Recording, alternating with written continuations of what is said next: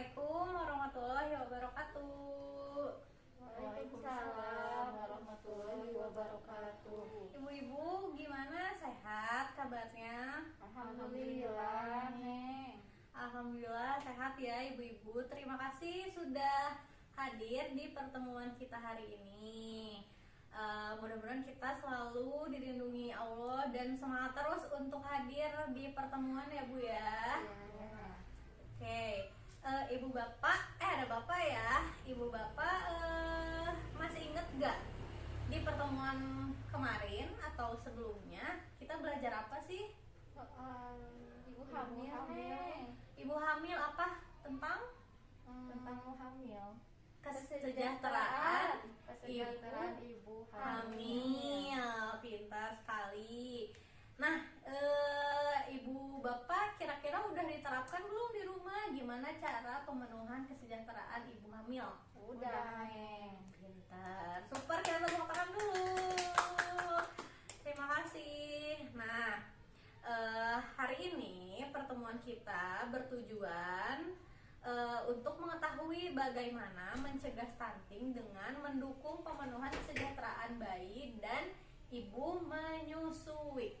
Ada ya ibu menyusui mana? Ada ibu menyusui. Dibawa ya bayinya ya Bu ya. Iya.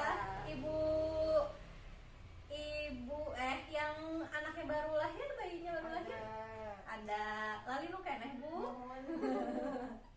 Mohon langsung semangat ya Bu ya. Kita mau belajar sama-sama gimana cara mendukung pemenuhan kesejahteraan bayi baru lahir ya. Ibu bisa belajar dan juga ibu menyusui. Udah siap? Siap. Oke, sekarang saya mau bagi dua kelompok ya Bu ya. Ada kelompok satu tentang kelompok bayi baru lahir. Ini ya, Bu Nur ke belakang ya. Bu Nur ke belakang, kelompok bayi baru lahir. Yang kelompok dua, Bu Ina sampai yang itu tuh, ibu baju hijau ya, Iya. sampai ke belakang. Nah, ini sekarang saya bagiin dulu kertas sama pulpennya. Yang ini, ya. Udah ya, kertas sama pulpennya nih Bu. Nah, sekarang coba dilihat dulu, ada ya, udah saya bikinin tabelnya. Sekarang masing-masing kelompok menuliskan hasil diskusinya ke dalam tabel itu yang ada di kertas. Diskusinya gini, Ibu Bapak. Yang kebutuhan bayi baru lahir kelompok Bu Nur, di situ ada tulisan ya, kebutuhan fisik dan mental bayi baru lahir itu apa aja. Nanti Ibu tulis ya di dalam tabelnya. Terus siapa yang memberikannya? Ya, paham Ibu? Paham. Oke. Yang kelompok Ibu Ina, kelompok Ibu menyusui juga di tabelnya ada kebutuhan fisik dan mental, betul ya Bu ya? Iya. Nah, terus ada juga tabel sebelahnya siapa yang memberikannya. Silakan ibu-ibu, bapak juga berdiskusi dan ditulis hasil diskusinya. Ya, Bu.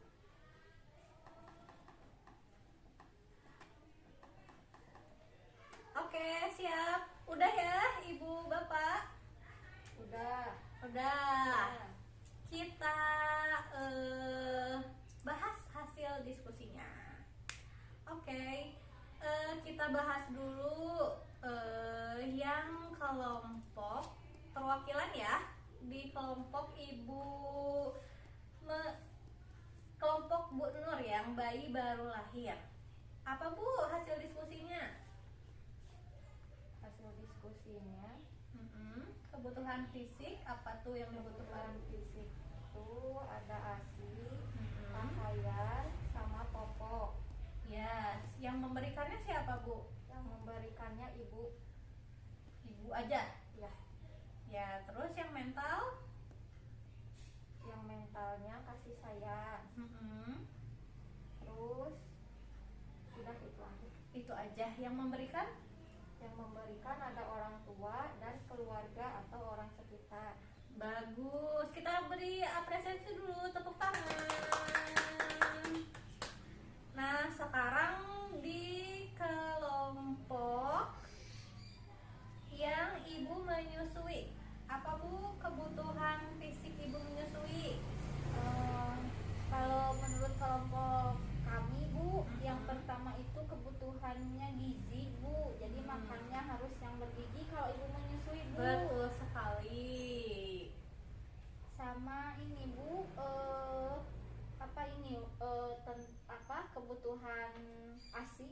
Bu, kebutuhan ASI. Iya. Itu yang memberikannya siapa, Bu? Kalau makanan yang bergizi itu mah dari keluarga, dari keluarga, suami juga iya. bisa. Kalau ASI itu ya dari ibu. Dari ibunya. Kalau kebutuhan mentalnya apa, Bu? Kalau ibu menyusui mana nggak boleh stres. Oh, Neng. Nanti kalau stres ASINya nggak Nggak ada. iya, betul. Jadi harus suasana hatinya harus bahagia happy gitu iya. ya, Bu ya. Betul. Itu yang harus memberikan siapa, Bu? Ya biar gak stres mah suami ya, ibu-ibu ya. Ih, setuju ibu-ibu. Yang harus suaminya mendukung, betul Iya. sekali. Kita tepuk tangan dulu untuk kelompok Ibu Ina. Terima kasih. Oke, nah tadi sudah kita mendengarkan hasil diskusi dari setiap kelompok ya. Saya mau menambahkan yang tadi di kelompok bayi baru lahir, kebutuhan utamanya apa bayi baru lahir? Masih ada yang ingat nggak? Di pertemuan sebelumnya pernah ada dibahas tentang inisiasi menyusui dini. Betul iya. kan? IMD, inisiasi menyusui dini. Jadi itu adalah kegiatan pemberian ASI yang pertama kali keluar saat setelah melahirkan. Itu ya kebutuhan utama bayi baru lahir.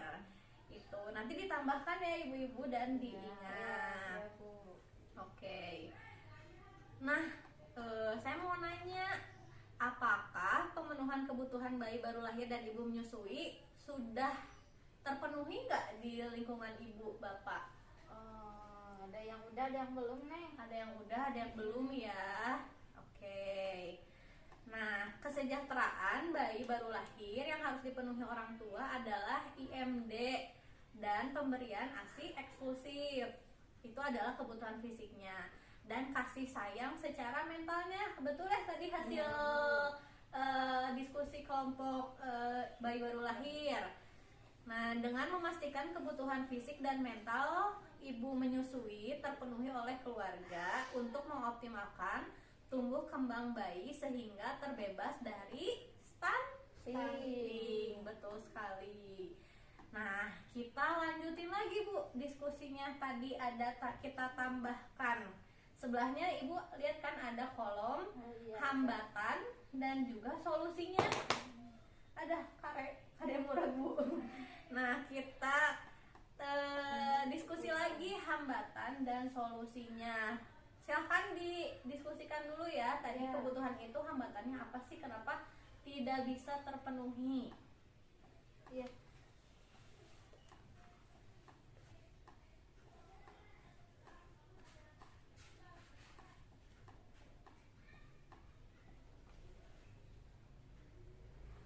Sudah Ibu Bapak? Sudah, Neng. Sudah. Kita bahas ya. Hambatannya apa untuk kelompok bayi baru lahir? Hambatannya apa Bu? Hambatannya ASI tidak keluar. ASI tidak keluar. Pas IMD juga ada ya Bu yang Iya. sama sekali syarat ASI-nya teh terus Terus hambur atau boros, Neng. boros. Kunci terus. Oh iya, itu ya popok. Ya. Terus solusinya Paling apa? solusinya makan makanan yang bisa membuat ASI keluar dan Iya, banyak. betul. Terus Bu, Atau minum susu formula. kalau nggak keluar jadi diganti jadi susu formula ya. Udah itu aja Ibu. Terima kasih kelompok 1 bayi baru lahir. Sekarang hasil diskusi kelompok 2 ibu menyusui. Ya Bu, ini. Apa Bu hambatan dan solusinya? Hambatannya ini anaknya nangis terus Bu. Oh, hambatannya Ya. anak nangis terus ya. Sama ini kalau makan teh ya udah makan we asal makan yang penting mah keluar ASINya gitu. Jadi kadang teh apa aja dimakan Iya. biar sehat gitu ya, ASI-nya keluar. Terus solusinya? Solusinya apa ya, kalau nangis terus mah ya gantian sama suami. Gitu. Jadi jaganya teh gantian Iya. gitu ya Bu ya. Oke, itu aja Ibu. Iya gitu aja Siap, ya, Bu, terima ya. kasih. Kita kasih tepuk tangan dulu. Terima kasih ibu-ibu sudah menyampaikan hasil diskusinya. Nah, kebutuhan fisik dan mental bagi bayi baru lahir dan ibu menyusui dapat terpenuhi dengan manfaat layanan yang tersedia di masyarakat. Misalnya posyandu ya, seperti tadi ibu asinya nggak keluar cenah gitu ya. Karena kita bukan dokter, kita bisa bertanya ke fasilitas kesehatan posyandu atau bidan ya Bu. iya ke bidan, ke posyandu atau ke puskesmas, atau ada banyak program-program yang menyediakan informasi gimana sih caranya kalau misalnya ASI nggak keluar tuh gimana gitu. Terus kayak misal ibu misal anaknya baru anak pertama nggak paham gimana ya cara ngurus bayi teh gitu ya, anaknya nangis terus tadi kan bingung ya Bu, Iya. paling gantian sama suaminya gitu. Nah kita bisa bertanya dan mendapatkan fasilitas dari posyandu, puskesmas atau bidan dengan bertanya, ataupun ada program bantuan sosial juga. Seperti tadi kan ada kebutuhan gizi ya. Nah, berarti kita butuh makanan bergizi, makanan pokok gitu. Kita bisa memanfaatkan program bansos bagi iya kan kita dapat program sembako ya. Nah, kita bisa memasak dan memanfaatkan makanan yang didapat dari bantuan sosial itu. Terus ada juga kegiatan ini, kegiatan P2H2. Jadi kita bisa saling bertukar informasi ya Bu ya. Misal ini kan kelompok ibu yang bayi baru lahir, ini kelompok ibu yang menyusui, kan pasti sudah punya pengalaman dulu ya bagaimana seperti itu. Ada juga pertemuan-pertemuan lain yang diselenggarakan untuk mendukung kapasitas keluarga gitu. Nah, tadi kita sudah membahas hasil-hasil diskusi tadi ya. Sekarang saya mau tanya hasil diskusinya apa, kita ulang lagi ya. Coba untuk ibu yang kelompok bayi baru lahir, jadi kira-kira hambatannya bisa dikasih solusinya apa Bu? Hambatannya kalau misalkan ASI tidak keluar, solusinya makan makanan yang bisa membuat ASI lancar ya. gitu. Itu bisa didapat di mana Bu? Tadi bisa kita sharing ke bidan atau misalkan ke puskesmas atau ke layanan kesehatan lainnya. Betul sekali, terima kasih. Kalau yang kelompok ibu menyusui apa Bu?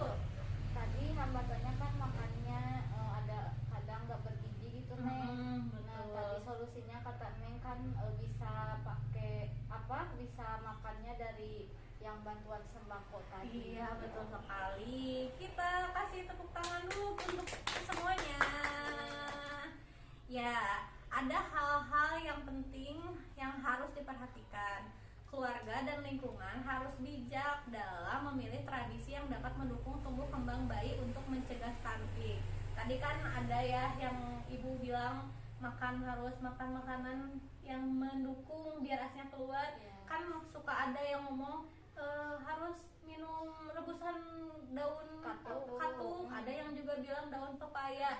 Lebih baik kita tanyakan ke bidan yang betul itu apa, konsumsi apa agar asinya lancar gitu.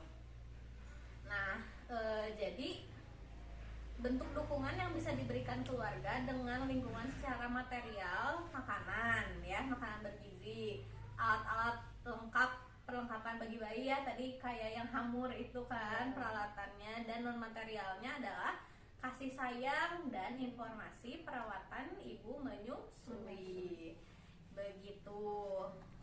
Jangan lupa selalu dipraktekkan ya ibu-ibu bapak. Jadi setelah pulang dari sini langsung dipraktekkan bagaimana cara memenuhi kebutuhan anak bayi baru lahir dan juga kebutuhan ibu menyusui. Siap. Oke, itu saja. Jangan lupa tetap menulis tabel ya Bu ya. Jangan lupa itu selalu, dan jangan lupa juga selalu mengoptimalkan bantuan sosial yang diberikan dari pemerintah ya Bu. Dimanfaatkan secara baik untuk pemenuhan diri anaknya dan juga ibunya dan juga keluarganya. Itu saja di pertemuan kali ini. Kita tutup dengan berdoa. Kita tutup alhamdulillah. Alhamdulillah. Terima kasih Ibu Bapak sudah hadir di pertemuan kita hari ini. Semoga kita bisa berkumpul lagi dan bertemu di pertemuan selanjutnya. Assalamualaikum warahmatullahi wabarakatuh.